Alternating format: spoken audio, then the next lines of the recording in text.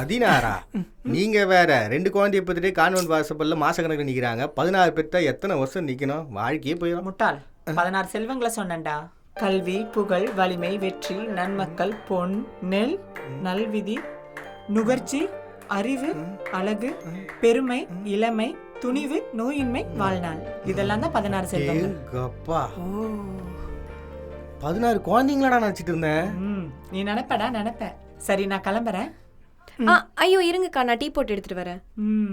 நல்ல பொண்ணை பார்த்தா கல்யாணம் பண்ணிட்டு வந்திருக்கேன். சிக்கனமா குடும்பம் நடத்துவா போல இருக்குது. ஐயோ அப்படிலாம் இல்லக்கா, 10 நிமிஷம் இருங்க, நான் சமைச்சு எடுத்துட்டு வரேன். இல்ல இல்ல பரவாயில்ல, நான் இன்னொரு வாட்டி வந்து விருந்தே சாப்பிடுறேன். டைம் ஆயிடுச்சு. சரி, நான் போயிட்டு வரேன். நான் சொல்றதெல்லாம் உங்ககிட்ட சொல்லிட்டீங்கல்ல? ஆல்ரெடி எப்போ சொல்லிட்டேன் மேடம். சொல்லிட்டாங்க. சரி, நான் போயிட்டு வரேன். ஓகே. சமைக்கத்துங்க. அண்ணா, நான் போயிட்டு வந்துடுறேன். வரேன். சரியா?